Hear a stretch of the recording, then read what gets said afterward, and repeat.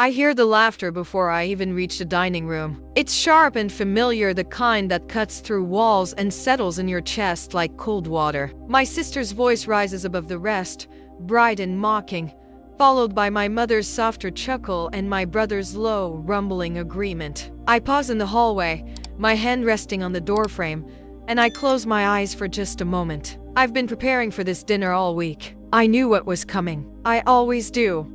She's living in that showbox on Maple Street, my sister says, her tone dripping with pity that isn't pity at all. Honestly, I don't know how she breathes in there. It's smaller than our garage.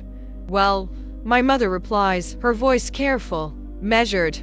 She's doing her best. Not everyone can be as fortunate as you, darling. Fortunate. The word hangs in the air like smoke. I step into the room, and the conversation doesn't stop. It never does. They glance at me, offer thin smiles, and continue as if I'm not standing right there. My father sits at the head of the table, silent as always, his eyes on his plate. He doesn't look up. I take my seat across from my sister. She's wearing a cream cashmere sweater and diamond studs that catch the light every time she moves her head. Her husband sits beside her, scrolling through his phone with the bored expression of someone who's heard this all before. My brother leans back in his chair, arms crossed, smirking like he's watching a show. So, my sister says, turning to me with that smile, the one that looks kind but isn't. How's the apartment? Still cozy? Cozy. That's the word she uses. Not small, not cramped. Cozy. It's fine. I say quietly, it works for me. I'm sure it does. She replies, nodding as if she's being generous. I mean, you don't need much space when you're alone, right? No kids. No partner. It must be nice, actually. Simple. Simple. Another word that sounds like a compliment but lands like a stone. My mother sets down her wine glass and looks at me with that expression I've seen 1,000 times, concern mixed with disappointment. Love tangled with something that feels uncomfortably close to shame. We just worry about you, sweetheart, she says softly. You work so hard, and we never see you enjoying life. You're always so serious. I enjoy my life, I say.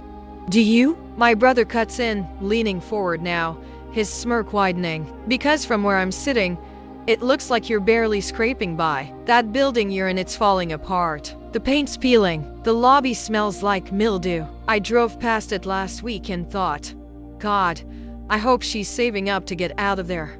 I don't respond. I pick up my fork and focus on the food in front of me, though I'm not hungry. I haven't been hungry in days. Maybe we could help, my sister offers, her voice syrupy now. We've been talking about it, actually. If you need a loan or something to move into a better place, we'd be happy to. I don't need help, I say, my voice firmer than I intended. The table goes quiet. My sister blinks, surprised. My mother shifts in her seat. My father finally looks up, his gaze heavy and unreadable. Well, my sister says after a beat, her smile tightening, there's no shame in asking for help, you know. We're family. Family. The word echoes in my mind, hollow and strange. I look around the table at their expensive clothes, their easy confidence, their certainty that they know exactly who I am and what I'm worth. And I realize, not for the first time, that they've never really seen me at all. I set my fork down carefully. I'm fine, I say again, quieter this time. Really? My sister exchanges a glance with my mother. My brother shakes his head and goes back to his food. The conversation shifts to vacation plans, to my sister's new car, to my brother's promotion. I fade into the background, as I always do, and no one notices. But as I sit there in the warm glow of the chandelier, surrounded by the people who are supposed to know me best, I feel something settle deep in my chest. Not anger, not sadness, just a quiet, steady resolve. They think they know my life. They think they know my struggles. They think they know what I'm worth. They have no idea. I arrived late to the family dinner, still wearing my work clothes, a simple blouse and jeans that had seen better days. My mother's eyes found me immediately across the crowded dining room of my brother's suburban home, and I watched her mouth tighten into that familiar line of disappointment. There she is, my sister Vanessa announced, her voice carrying over the chatter, finally gracing us with her presence. I set my bag down by the door and moved toward the table where everyone had already started eating. My father didn't look up from his plate. My brother Marcus gestured vaguely toward an empty chair at the far end, the one closest to the kitchen, the one that had always been mine. We were just talking about real estate, Vanessa continued, her diamond bracelet catching the light as she reached for her wine glass. Marcus just closed on that property in Westchester. 4 bedrooms, 3 baths. Isn't that right, honey? Her husband nodded, his mouth full of roasted chicken. It's a good investment, my mother said, her tone approving in a way I hadn't heard directed at me in years. Property is everything. Security, legacy. I pulled out my chair and sat down. The conversation flowed around me like I was a stone in a river. Something to move past, something that didn't quite belong to the current. And where are you living now, Claire? My Aunt Linda asked, her voice too sweet, too interested. Still in that little place in the city? The table went quiet. Not the comfortable quiet of people enjoying a meal, but the sharp, waiting quiet of an audience before a performance they'd paid to see. Yes, I said simply, still there. How many square feet is it again? Vanessa leaned forward, her eyes bright with something that wasn't quite curiosity. 300? 400? 450, I said. My brother laughed, a short bark of sound. That's barely bigger than my garage. It's a studio, right? My mother asked, and I could hear the weight she put on that word, the way it landed heavy and small on the white tablecloth between us. It is. I don't understand how you live like that, Vanessa said, shaking her head. I mean, where do you even put your things? Do you have a closet? I have what I need. But don't you want more? My aunt pressed. Don't you want a real home? A place you can be proud of? I looked down at my plate at the food I hadn't served myself yet. My mother had already filled it small portions, like she wasn't sure I was staying long enough to eat. I am proud of where I live, I said quietly. The silence that followed was worse than the questions. It was the silence of people who had heard something pathetic, something that confirmed what they'd already believed. My father finally looked up, his eyes tired and distant. Pride doesn't pay the bills, Claire, he said, and it doesn't build equity.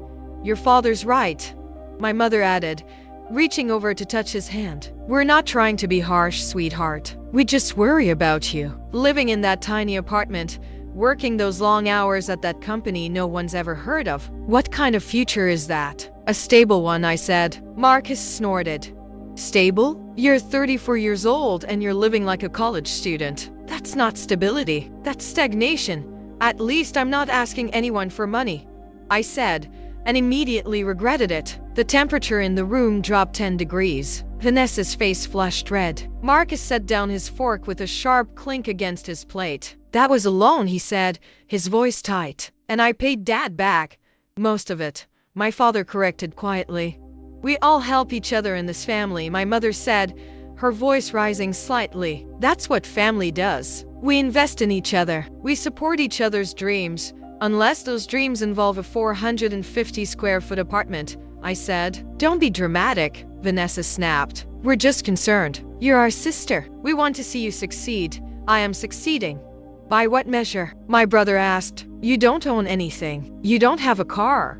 You take the subway to work like some. He stopped himself, but the word hung in the air anyway. Like some what? I asked. Like someone who hasn't made it yet, he finished, softer now, almost apologetic. Look, Claire, we're not trying to hurt you. We're trying to help you see reality. You're smart. You work hard, but you're wasting your potential in that showbox apartment, doing whatever it is you do at that tech startup or whatever. It's not a startup, I said. Not anymore. Well, whatever it is, Vanessa said, waving her hand dismissively. The point is, you could be doing so much more. You could be living so much better. Don't you want what we have? Don't you want to feel successful? I looked around the table at their faces, my mother's concern, my father's disappointment, my siblings' pity mixed with superiority. I looked at the crystal glasses, the expensive wine, the carefully arranged flowers in the centerpiece.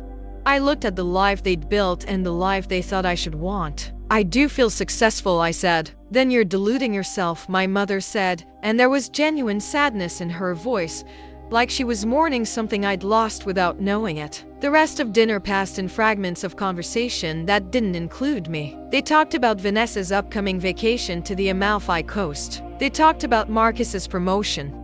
They talked about property values and interest rates and the best neighborhoods for raising children. I ate my food slowly, tasting nothing, and waited for the evening to end. When I finally stood to leave, my mother followed me to the door. "Claire," she said, her hand on my arm. "We love you. You know that, right?" "I know.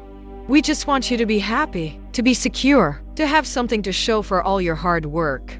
I looked at her, at the genuine worry in her eyes, and felt something crack inside my chest. "I do have something to show for it," I said. "You just can't see it yet." She smiled sadly, the way you smile at a child who still believes in fairy tales. "Okay, sweetheart," she said. "Okay."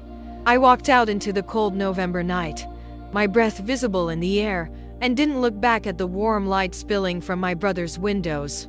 I didn't look back at the life they thought I should want, the success they thought I should chase. I got into my car, the one they didn't know I owned, because I preferred the subway, and drove back to the city. Back to my 450 square foot apartment that sat on the ground floor of a building I'd bought 3 years ago with the money I'd made from the company they'd never bothered to learn the name of. The building where my brother's mortgage was held. The building where Vanessa's husband's office lease was signed. The building that held 12 units and generated enough income every month to buy their suburban dreams 3 times over. I parked in my private spot, the one marked owner, and looked up at the windows glowing warm against the dark sky. They'd ask me what I had to show for my work. Tomorrow, they'd find out. The building is quiet when I return. It always is at this hour past 10, when most of the tenants have settled in for the night, when the city noise fades to a distant hum and the only sound is the occasional creak of old pipes and settling foundations. I unlock the front door, the one with the brass handle I had replaced last year, and step into the lobby. It doesn't smell like mildew. It never has. My brother lied about that. Or maybe he'd driven past a different building and convinced himself it was mine. The lobby smells like lemon polish and the faint vanilla from the candle Mrs. Chen in 3B always burns. The marble floors gleam under the soft lighting I installed myself, choosing each fixture carefully, balancing cost with warmth. I check the mailboxes out of habit, though I know there's nothing there. I'd collected everything this morning before work. Bills mostly, maintenance requests, a thank you card from the couple in 2A for fixing their radiators so quickly.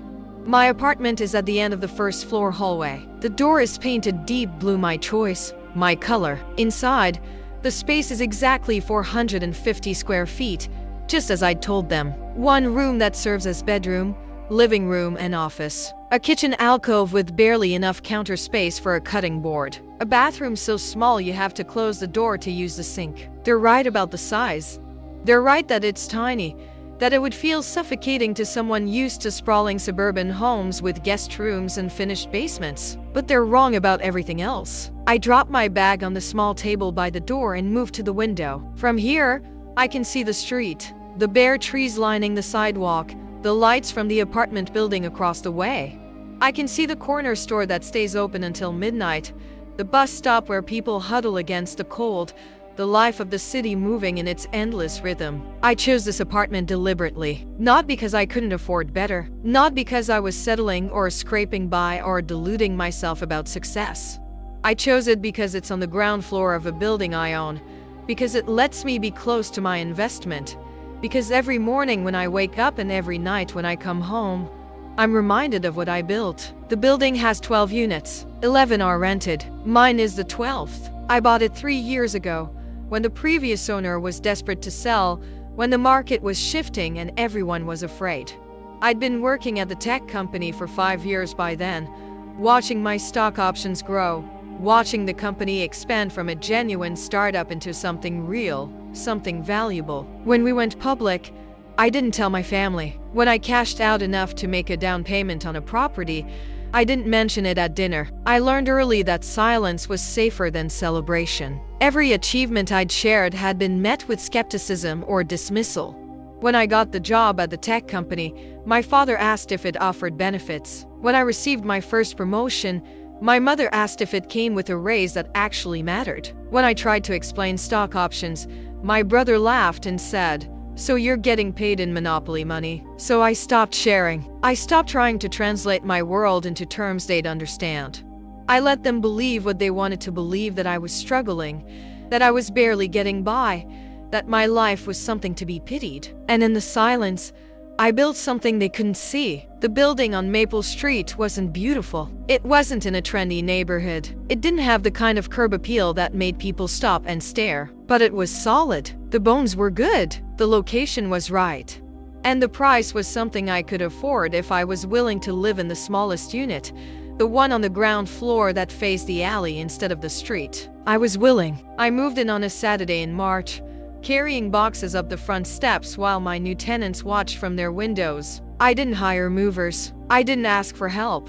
I just carried my life from one place to another, piece by piece, until everything I owned fit into 450 square feet of space that was mine in a way nothing had ever been mine before. The apartment was small, yes. The windows were narrow. The kitchen was barely big enough for one person.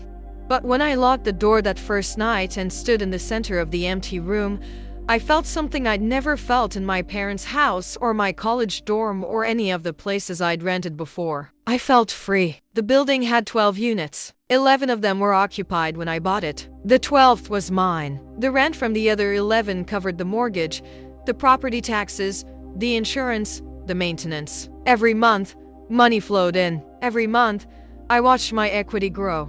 Every month, I got closer to owning it outright. I didn't tell my family because I knew what they'd say. They'd find something wrong with it. The neighborhood wasn't good enough. The building wasn't new enough. The investment wasn't smart enough. They'd find a way to turn my victory into another example of how I didn't quite measure up to their standards. So I kept it to myself. I became a landlord in secret. I fixed leaky faucets and replaced light bulbs and collected rent checks while my family assumed I was barely making ends meet. I attended property management courses on weekends while they thought I was working overtime. I built a life they couldn't see because I'd learned that invisibility was safer than exposure. But tonight, sitting in my car in the darkness, I feel the weight of that invisibility pressing down on me like a physical thing. I'm tired of being underestimated.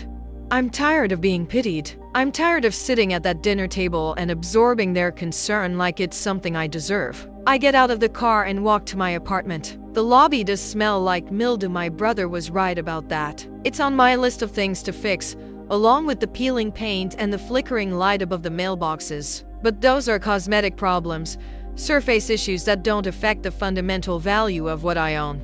Inside my apartment, I drop my bag on the small table by the door and stand in the center of the room. It's quiet here, peaceful. The walls are painted a soft gray I chose myself. The furniture is minimal but comfortable. The bookshelf is full of books I've actually read. The kitchen, though tiny, has everything I need. This is my space, my investment, my future. And tomorrow, they'll know. I pull out my phone and open my email.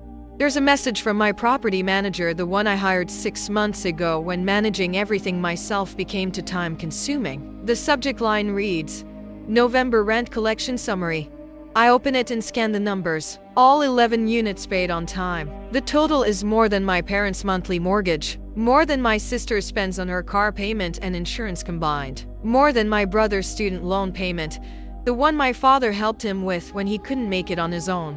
I close the email and open another app, one that tracks my investment portfolio. The tech company's stock has split twice since I left. My remaining shares are worth more than my parents paid for their house 30 years ago. The dividend payments alone could cover my living expenses if I wanted them to. But I don't touch that money. I let it grow. I reinvest. I build. I sit down on my couch, a simple gray sectional I bought from a sustainable furniture company, and stare at the wall.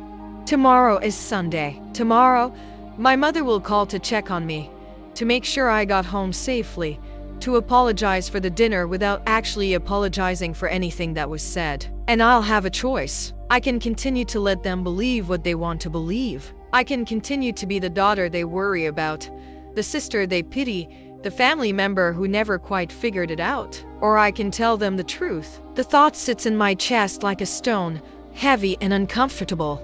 Part of me wants to keep the secret forever, to hold onto this private victory and never share it with people who wouldn't appreciate it anyway. Part of me wants to prove them wrong so badly I can taste it, wants to see their faces when they realize how completely they've misjudged me. I don't know which impulse is stronger. I stand up and walk to the window. Outside, Maple Street is quiet. A few cars pass by, their headlights cutting through the darkness.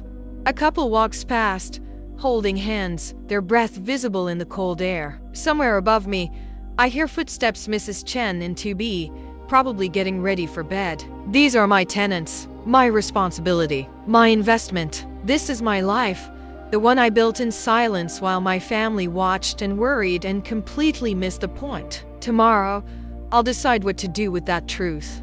Tonight, I just stand at the window and watch the street, and let myself feel the quiet satisfaction of knowing something they don't. The building is mine. The future is mine. The success they think I'm chasing is already here, living in the space between what they see and what they know. And that space, for now, belongs only to me. The call comes on Sunday morning, exactly as I knew it would.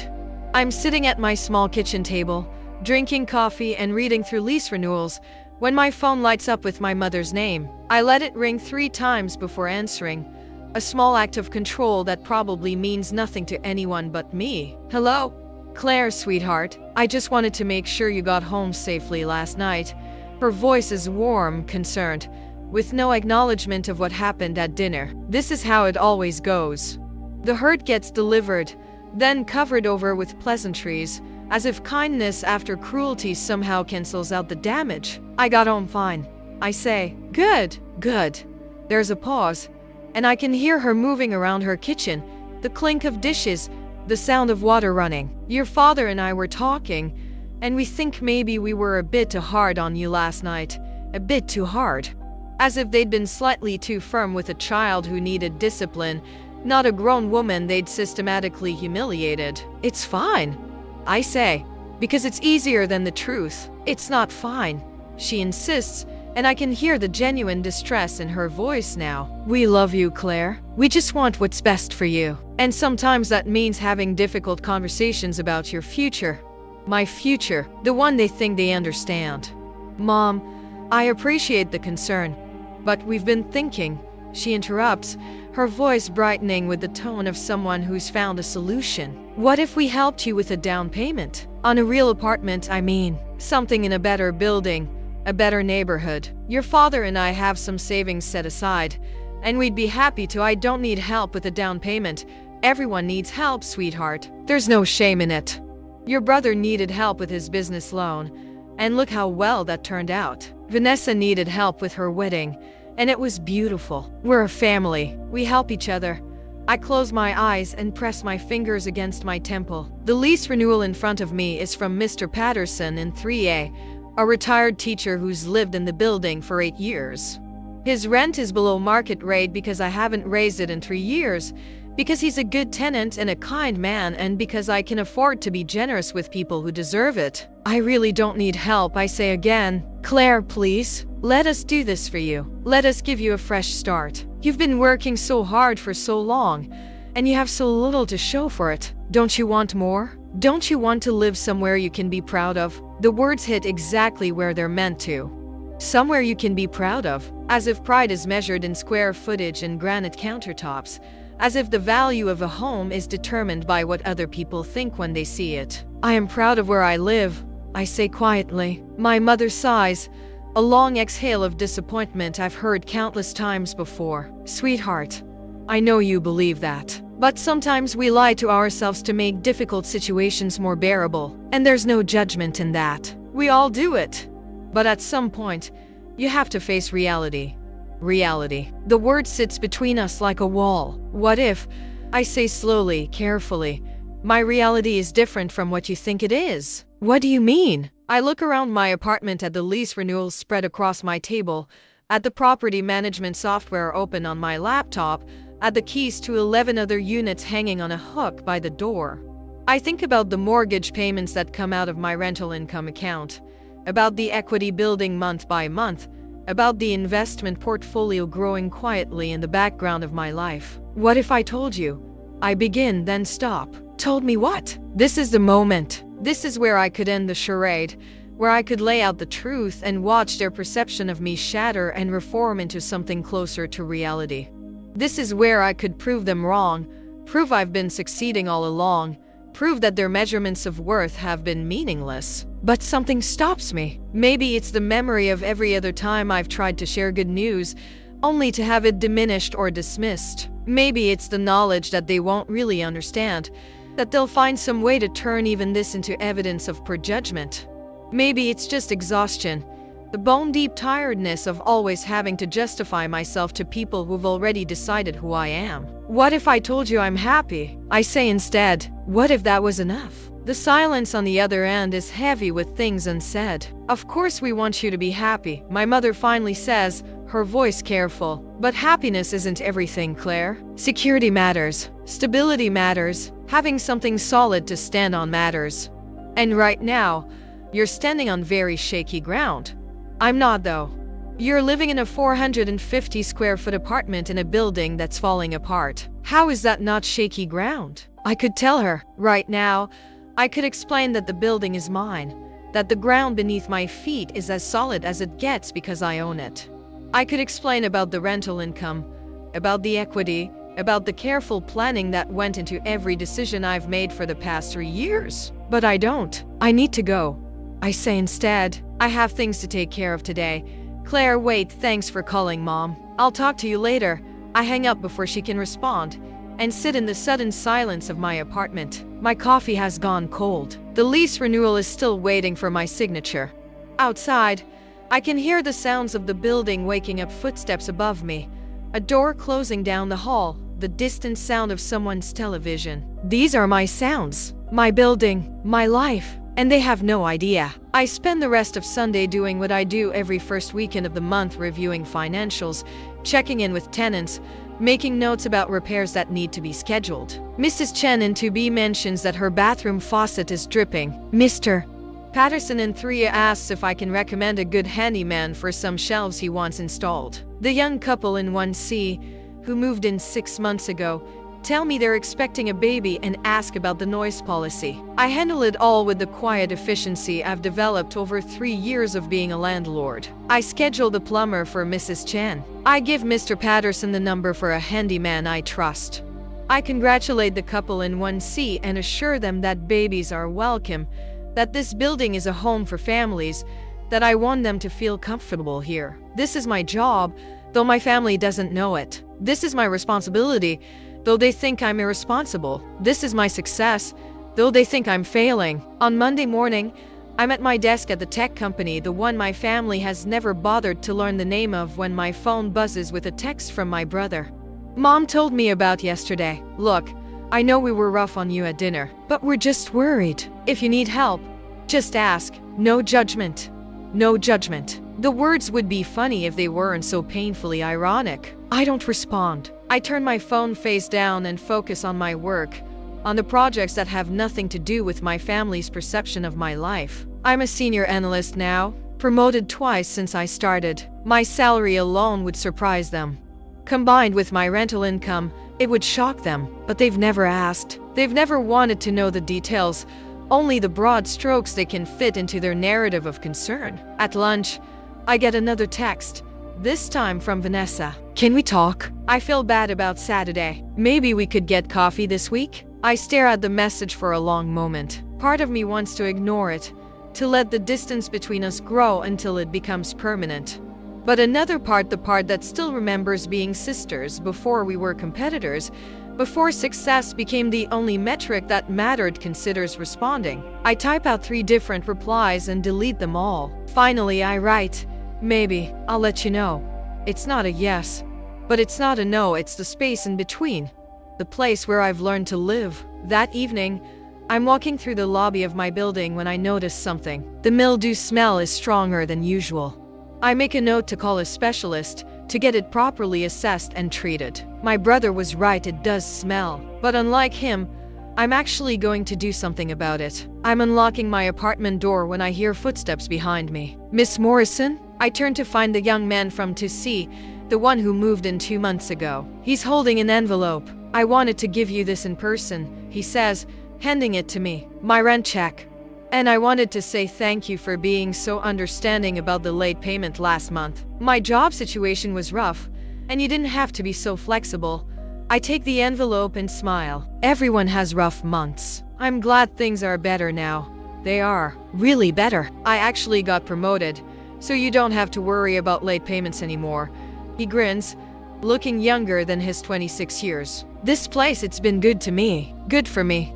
I know it's not fancy, but it feels like home, you know? I do know. That's exactly why I bought it. I'm glad you're happy here, I say. He nods and heads back down the hall, and I stand there for a moment, holding his rent check, thinking about what he said. It's not fancy, but it feels like home. That's what my family doesn't understand. That's what they've never understood. Success isn't just about appearances. It's not just about having the biggest house or the newest car or the most impressive address. Sometimes it's about building something solid, something sustainable, something that serves a purpose beyond impressing other people. Inside my apartment, I add his check to the others I've collected this week. 11 checks, 11 tenants, 11 people who trust me to maintain their homes, to be fair, to be responsive when things go wrong. This is my empire. Small, unglamorous, invisible to everyone who matters to me. But it's mine. And tomorrow, I have a decision to make. Tomorrow is the monthly property owners meeting at the bank, the one where they discuss mortgage rates and market trends and investment opportunities. It's held in a conference room on the 3rd floor, and it's attended by dozens of property owners from across the city. My brother's mortgage officer will be there.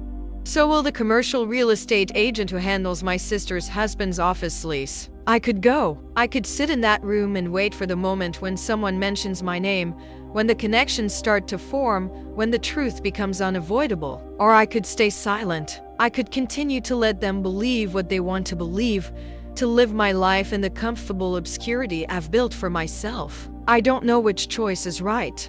I only know that the choice is mine to make, and that alone is a kind of power my family has never given me credit for. The power to be underestimated, the power to succeed in silence, the power to reveal the truth only when I'm ready. The decision comes on Tuesday morning, in the most unexpected way. I'm in the lobby of my building, waiting for the contractor I hired to assess the mildew problem, when my brother walks in. He's wearing a suit, his briefcase in one hand, his phone pressed to his ear with the other. He doesn't see me at first, he's too focused on his conversation, his voice echoing off the old tile floor. Yeah, I'm here now, he says into the phone. The building on Maple Street. I told you. It's a dump, but the location is decent. If we can get the owner to sell, we could flip it for. He stops mid-sentence when he sees me standing there. His face goes through several expressions in rapid succession: surprise, confusion, then something that looks uncomfortably like embarrassment. He lowers his phone slowly. Claire, what are you doing here? I don't answer immediately. I'm too busy processing what I just heard. He's here to look at my building. He's here to convince me to sell the property he doesn't know I own so he can flip it for profit. I live here. I say simply. What are you doing here? He glances around the lobby, at the peeling paint, at the flickering light, at all the cosmetic flaws he's cataloged as evidence of my failure. I'm meeting with the property owner. We're looking at investment opportunities in this neighborhood, and this building came up as a potential acquisition. Did it? Yeah. He shifts his weight, uncomfortable now. Look, I know this is your building, I mean, where you live, but this is just business. Nothing personal. If the owner sells, you'd obviously get plenty of notice to find a new place. We'd help you with that, actually. Make sure you land somewhere better. Somewhere better. The words taste like ash. Who told you the owner was interested in selling? I ask. Our real estate agent. She said the property's been underperforming, that the owner might be open to offers. It happens a lot with small-time landlords. They get in over their heads, can't keep up with maintenance, start looking for an exit.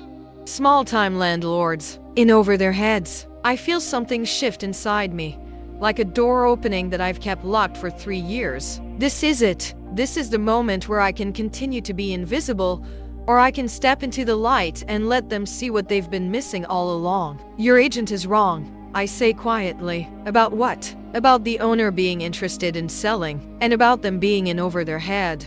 Marcus frowns. How would you know? The contractor arrives before I can answer, a middle-aged woman with a clipboard and a professional smile. She extends her hand to me. Miss Morrison? I'm Linda Chan from Advanced Property Solutions. You called about a mildew assessment? I shake her hand, very aware of my brother standing 3 feet away, his confusion deepening. Yes, thank you for coming. I want a full assessment of the lobby and basement levels and recommendations for remediation. Of course.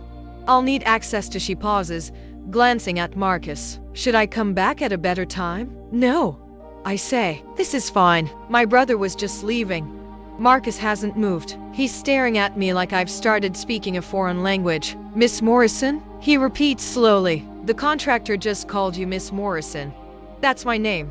But she said. He stops, his eyes widening as the pieces start to fall into place. Wait, you called about a mildew assessment. You're hiring a contractor for this building.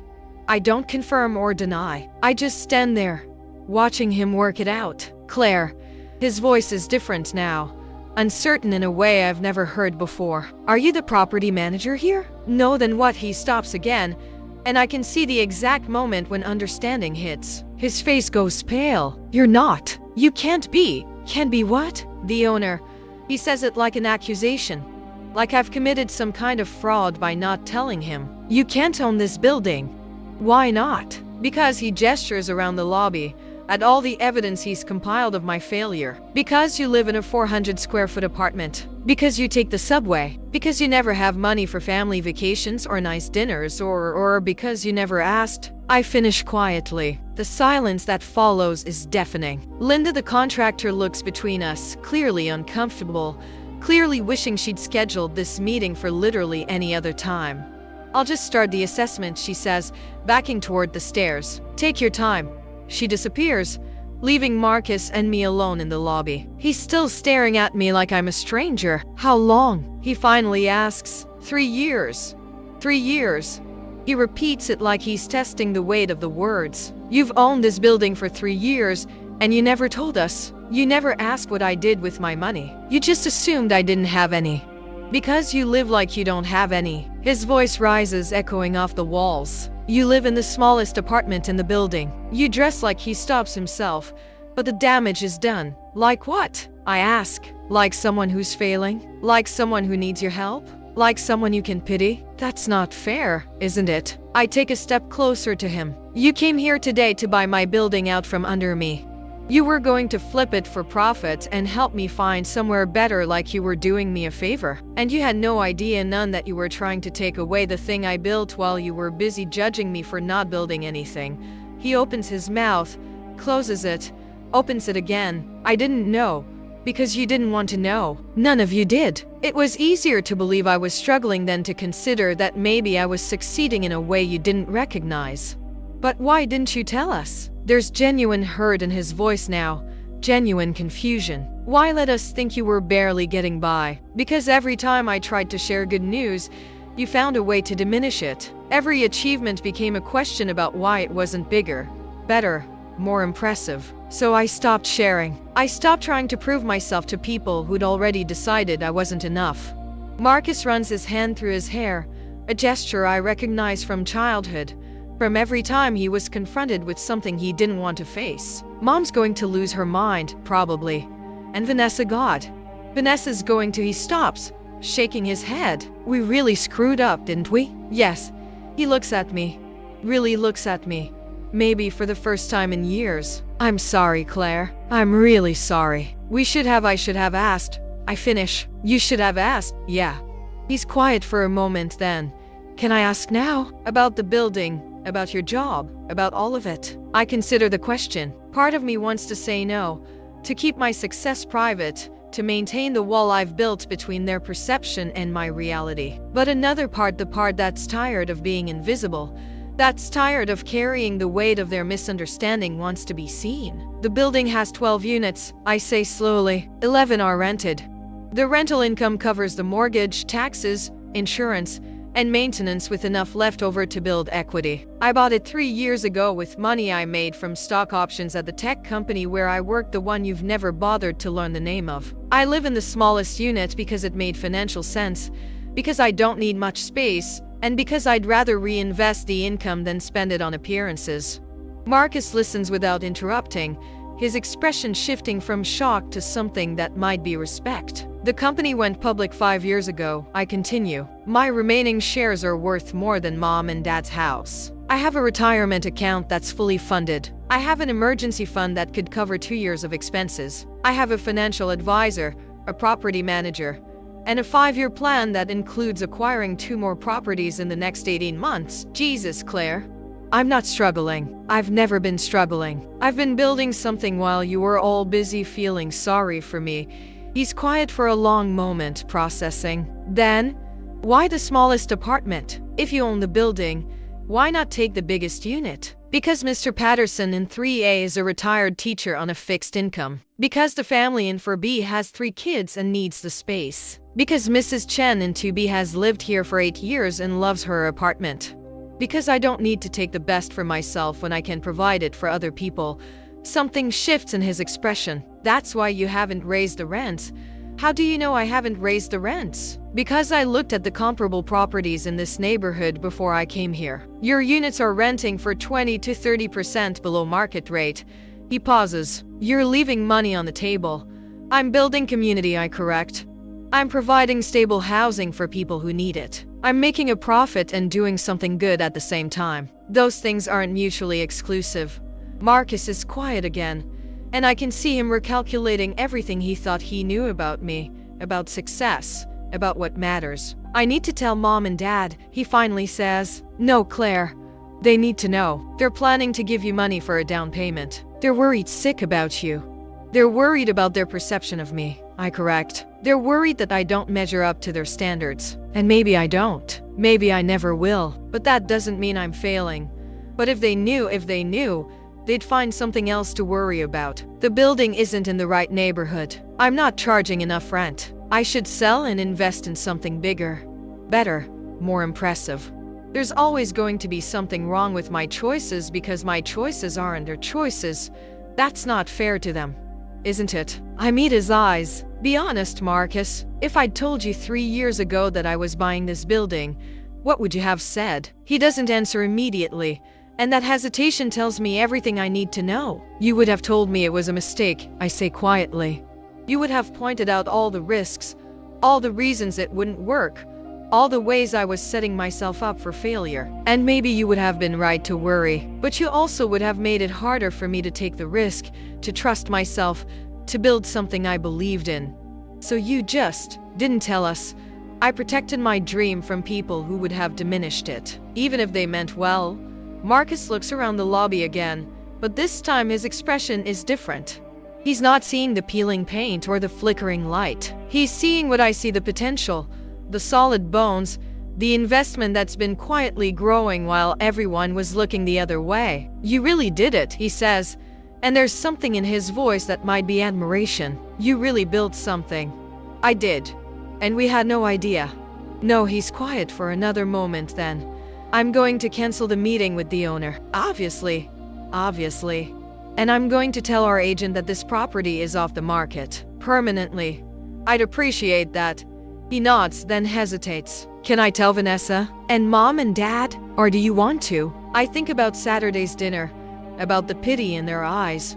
About the offer of help I didn't need. I think about my mother's phone call. About the savings they were willing to give me. About the future they were trying to secure for me because they thought I couldn't secure it myself. I'll tell them, I say, when I'm ready. When will that be? I don't know yet. Marcus nods slowly, accepting this. Then he does something unexpected. He steps forward and pulls me into a hug. It's awkward and brief, but it's genuine. I'm proud of you, he says quietly. I should have said that years ago. I'm proud of you. And I'm sorry I didn't see what you were doing. The words hit harder than I expected. I feel something crack in my chest. Some wall I've been maintaining for so long I forgot it was there. Thank you, I manage. He pulls back, and there are tears in his eyes. We really messed up. All of us. We made you feel like you had to hide your success from your own family. You did. I know. He wipes his eyes quickly. I'm going to do better. I promise. And I'm going to make sure everyone else does too. Don't.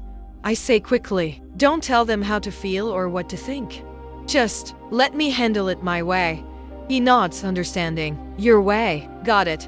He leaves a few minutes later, and I stand alone in the lobby, listening to Linda's footsteps on the floor above me, feeling the weight of what just happened settle over me like a blanket. My brother knows. The secret is out, at least partially, and instead of feeling exposed or vulnerable, I feel something else entirely. I feel free. The call comes 3 days later, on Friday evening. I'm sitting at my kitchen table, reviewing the mildew remediation proposal Linda sent over, when my phone rings. It's my mother, and I know before I answer that Marcus has told her. I can feel it in the way the phone seems heavier in my hand, and the way my heart beats just a little faster. Hello, Claire. Her voice is strange, tight with emotion I can't quite identify. Can you come over? Your father and I need to talk to you. About what? Just come over, please. She hangs up before I can respond, and I sit there for a moment, staring at my phone. This is it. The conversation I've been avoiding for 3 years. The revelation I've been holding close like a secret that might disappear if I speak it out loud. I could say no, I could tell her I'm busy, that I have plans, that whatever she needs to discuss can wait. But I'm tired of waiting. I'm tired of hiding. I'm tired of being the daughter they worry about when I should be the daughter they're proud of. I drive to their house in the suburbs, watching the city give way to tree-lined streets and manicured lawns. The sun is setting, painting everything in shades of gold and amber. It's beautiful in a way that feels almost painful, like the world is holding its breath. My father answers the door. He looks older than he did at dinner last Saturday, or maybe I'm just seeing him differently now. He doesn't say anything, just steps aside to let me in. They're all there, my mother and father in their usual chairs. Marcus on the couch, his expression carefully neutral. Vanessa by the window, her arms crossed, her face unreadable. Even Vanessa's husband David is there, looking uncomfortable and out of place. Sit down, Claire, my mother says, gesturing to the empty chair across from her. I sit. The room is silent except for the ticking of the grandfather clock in the corner, the one that's been in this house for as long as I can remember. Marcus told us something interesting. My father begins, his voice measured and careful, about your living situation. Did he? He said you own the building you live in, that you've owned it for 3 years. My mother's voice cracks slightly. Is that true? I look at Marcus. He gives me a small nod, an apology and an encouragement all at once. Yes, I say simply, it's true. The silence that follows is deafening. My mother's hand goes to her mouth. My father leans back in his chair, his eyes closed. Vanessa turns from the window, her expression shifting from disbelief to something else entirely. 3 years, my mother finally says. You've owned property for 3 years, and you never told us. No, why? The word comes out as almost a whisper. Why would you keep something like that from us? I take a breath, choosing my words carefully. Because I knew what you'd say. I knew you'd find something wrong with it, the neighborhood, the building, the investment strategy. I knew you'd worry instead of celebrate. So I kept it to myself. That's not fair, Vanessa says, her voice sharp. We're your family. We have a right to know what's going on in your life. Do you? I meet her eyes. Because for 3 years, you've all been making assumptions about my life without ever asking for the truth. You decided I was struggling, and nothing I said could change your minds. So I stopped trying. We were trying to help, my mother insists. We were worried about you.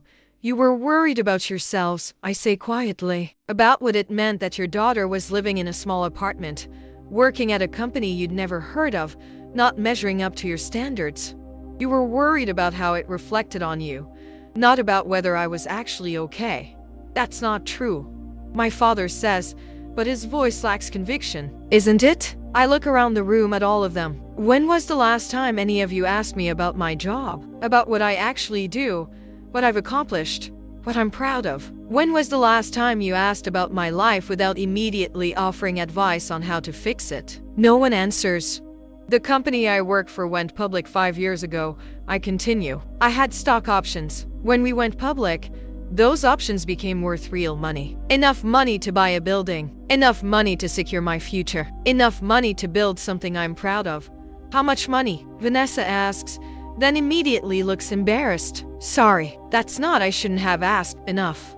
I say simply, more than enough. My mother is crying now, silent tears running down her face. I don't understand. If you had money, if you were doing well, why live in that tiny apartment? Why dress the way you do? Why let us think you were barely getting by? Because the apartment is enough for me. Because I don't need expensive clothes to feel valuable. Because I'd rather invest my money than spend it on things that only matter to other people. I pause. And because I wanted to see if you could love me without the trappings of success you recognize. If you could be proud of me for who I am, not what I own. Of course we love you, my father says, his voice rough. You're our daughter. We've always loved you.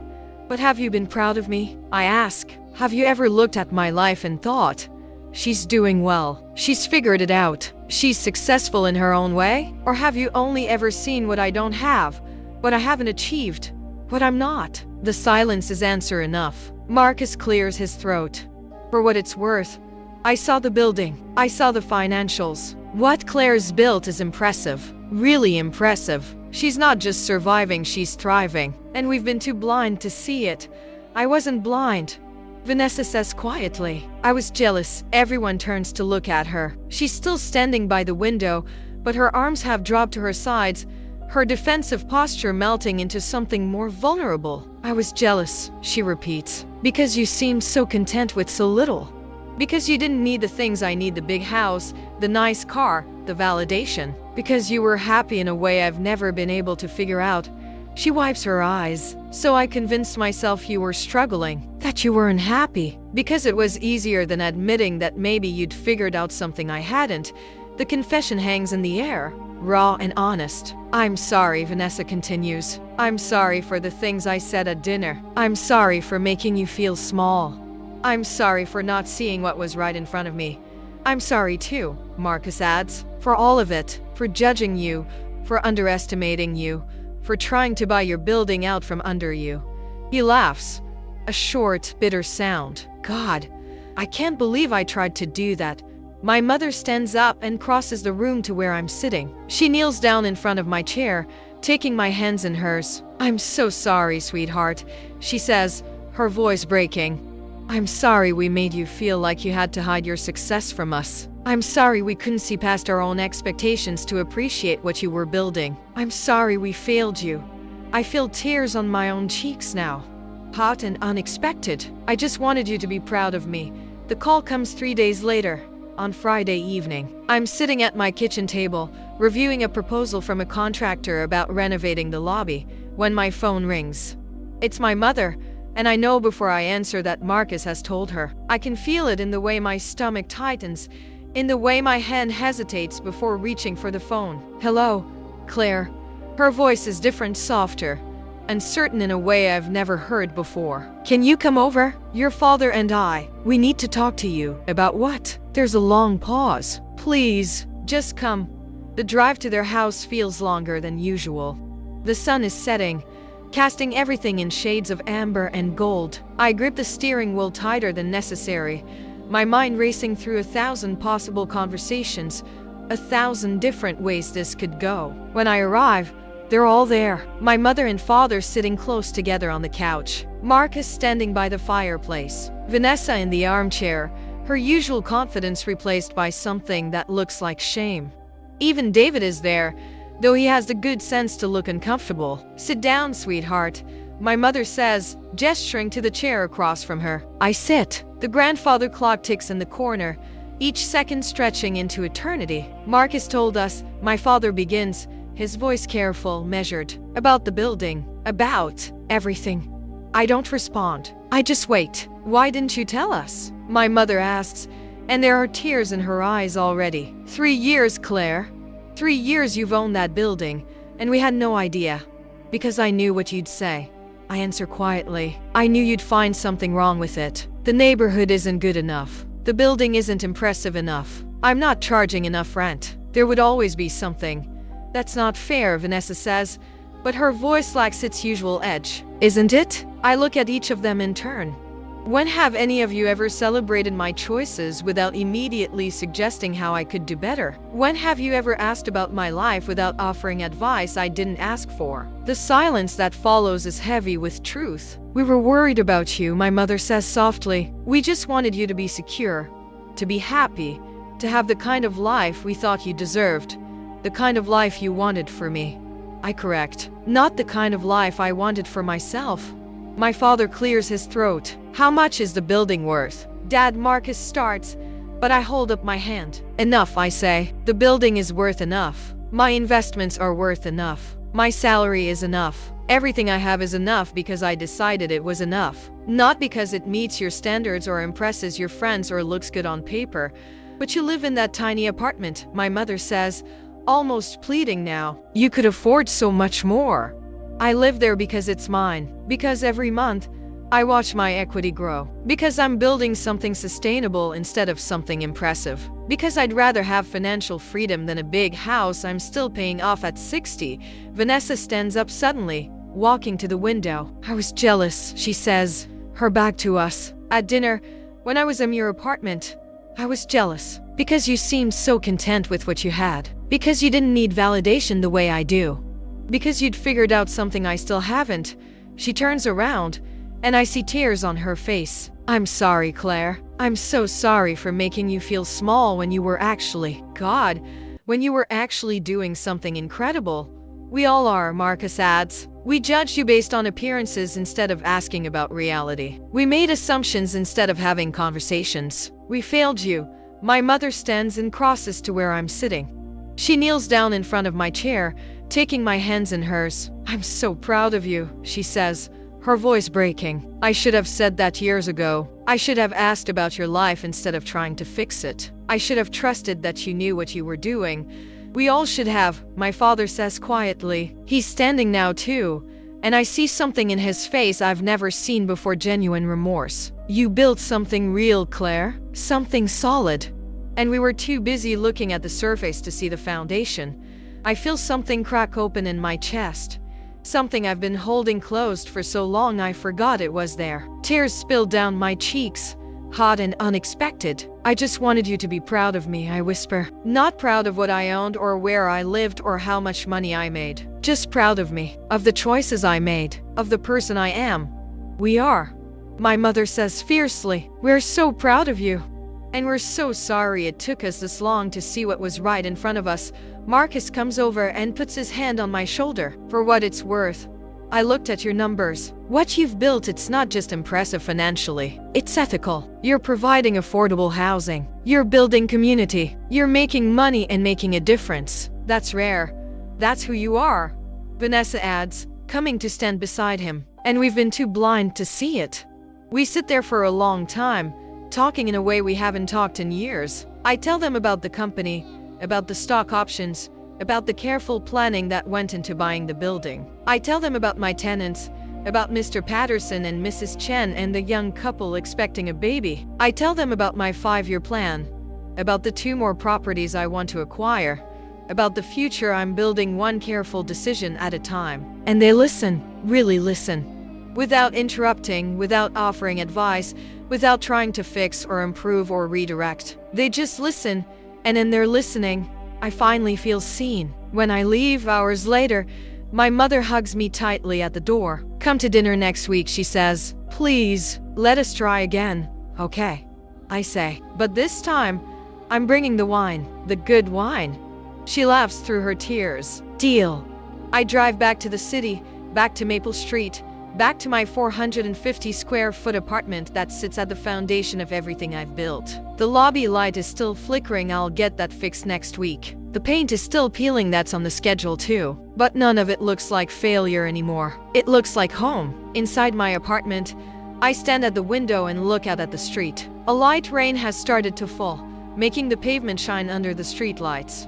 Somewhere above me, I hear footsteps, Mrs. Chen, probably, getting ready for bed. Down the hall, I hear the muffled sound of the television from 1C, where the young couple is probably watching a movie. These are my sounds, my building, my life, and finally, my family knows. I pull out my phone and look at the messages that have come in over the past few hours. One from Marcus. Thank you for giving us another chance. One from Vanessa. Coffee this week? For real this time. I want to hear everything. One from my mother. I love you. I'm sorry. I'm proud of you. I type back simple responses, yes to Marcus. Tuesday, to Vanessa. I love you too, to my mother. Then I set my phone down and just stand there, feeling the weight of 3 years of silence finally lifting. I think about all the times I wanted to tell them, all the times I held back, all the times I chose invisibility over exposure because it felt safer. Maybe it was safer. Maybe I needed that time to build something strong enough to withstand their scrutiny, their doubt, their well-meaning attempts to redirect my path. Or maybe I just needed to learn that my worth wasn't determined by their understanding of it. Either way, the secret is out now. The truth is visible, and instead of feeling exposed or vulnerable, I feel something else entirely. I feel free. The rain picks up outside, drumming against the window in a steady rhythm. I think about tomorrow, about the contractor coming to fix the mildew, about the rent checks I need to deposit, about the ordinary tasks of maintaining what I've built. I think about next week's dinner, about sitting at that table again, but this time as someone they finally see clearly. I think about the future, about the 2 more properties I want to buy, about the community I want to build, about the life I'm creating one careful choice at a time. And I smile. Because this small apartment, this old building, this quiet life, this is success. Not because it's impressive or enviable or Instagram worthy, but because it's mine. Because I built it with intention and purpose and values that matter to me, not to anyone else. Because I chose it. And that choice, more than any amount of money or property or validation, is what makes me free. I turn away from the window and look around my apartment at the gray walls I painted myself, at the books I've read, at the simple furniture that serves its purpose without trying to impress anyone. I look at the lease renewal still sitting on my kitchen table, at the keys hanging by the door, at all the small markers of the life I've built in silence. Tomorrow, I'll call my property manager and schedule the lobby renovation. I'll deposit the rent checks and review the maintenance requests. I'll do all the ordinary things that come with owning a building, with being responsible for other people's homes, with building something that matters. But tonight, I just stand here in my small apartment and let myself feel the quiet satisfaction of being finally, fully seen. Not as the daughter who disappointed them, not as the sister who never measured up, not as the family member who needed saving, but as Claire, the woman who built an empire they couldn't see, the woman who succeeded on her own terms. The woman who proved that sometimes the smallest spaces hold the biggest victories. I am enough. I have always been enough. And now, finally, they know it too.